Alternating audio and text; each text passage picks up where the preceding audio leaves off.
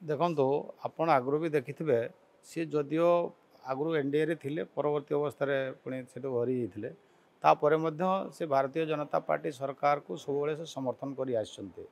ଯେତେବେଳେ ବି ଆପଣ ଦେଖନ୍ତୁ ପାର୍ଲାମେଣ୍ଟରେ ଯେତେ ସବୁ ବିଲ୍ ଆସିଛି ବିଗତ ଦିନମାନଙ୍କରେ ସବୁଥିରେ ସେ ସମର୍ଥନ କରିଛନ୍ତି ଏବଂ ସବୁ ବିଷୟ ଯେଉଁ କୌଣସି ବିଷୟ ବି ଯେତେବେଳେ ମାନେ ଦେଶର ସ୍ୱାର୍ଥ ଦୃଷ୍ଟିରୁ ଯେତେବେଳେ ଯେଉଁ କଥା କରାହେଇଛି ସେତେବେଳେ ବିଜୁ ଜନତା ଦଳ ବା ନବୀନ ପଟ୍ଟନାୟକ ସେତେବେଳେ ସେ ବିଜେପିକୁ ସପୋର୍ଟ କରିଛନ୍ତି।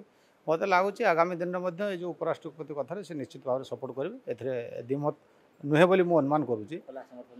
ନିଶ୍ଚିତ ଭାବରେ ଆପଣ ବିଗତ ଦିନମାନଙ୍କରେ ଯେତେ ସବୁ କଥା ମୁଁ ଯେଉଁ କଥା କହିଲି ତେଣୁ ସେଥିରେ କିଛି ଅସୁବିଧା ନାହିଁ, ନିଶ୍ଚିତ ଭାବରେ କରିବେ। ଦେଖନ୍ତୁ ସମସ୍ତେ ଅଲଗା ଦଳ ମଧ୍ୟ ଯେମିତି ଜାତୀୟ ସ୍ତରରେ ଆମେ କହିବା ଏନ୍ଡିଏ ବା ଏନ୍ଡି ମେଣ୍ଟ ଅଛି ଯେ ସ୍ୱାଭାବିକ ରୂପ ସେ ସେମାନେ କହିବେ ଯେହେତୁ ସିଏ କେଉଁଥିରେ ନାହାନ୍ତି ତେଣୁ ସ୍ୱାଭାବିକ ରୂପ ସେ କହିବେ ଯେ ଆମକୁ ମଧ୍ୟ ସମର୍ଥନ କର, ତେଣୁ ସେଇ ଦୃଷ୍ଟିରୁ ସେ କହିଥିବେ। ଏଥିରେ କିଛି ଦେଖନ୍ତୁ ବିଜେପି ଆମେ ଏକ କହିବା କି ନ କହିବା ସେ ଦୁସରା କଥା, କିନ୍ତୁ ଯେଉଁ କଥା ମୁଁ କହିଲି ଯେତେବେଳେ କିଛି ନ୍ୟାସନାଲ୍ ଇସ୍ୟୁ ଆସେ ଆପଣମାନେ ମାର୍କ କରିଥିବେ ବିଜେଡ଼ି ସେ ଏନ୍ଡିଏରେ ଥାଉ ବା ନଥାଉ ସେ ସବୁବେଳେ ବିଜେପିକୁ ସମର୍ଥନ କରିଛି।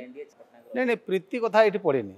ମୁଁ ଯେଉଁ କଥା କହିଲି ଆପଣଙ୍କର 370 ଧାରା ଯେତେବେଳେ ଉଚ୍ଛେଦ ହେଲା ମୁଁ ନିଜେ ସେତେବେଳେ ଦେଖିଛି ଆପଣଙ୍କର 370 ଭୋଟ୍ ପଡ଼ିଲା, କିନ୍ତୁ ସେତେବେଳେ ଆମର ସଂଖ୍ୟା କ'ଣ ଥିଲା, ଆମର 353 ଥିଲା, କିନ୍ତୁ ଫେର ଆସିଲା କୁଆଡ଼ୁ 17 ପୁଣି ଅଧିକା କେଉଁଠୁ ଆସିଲା।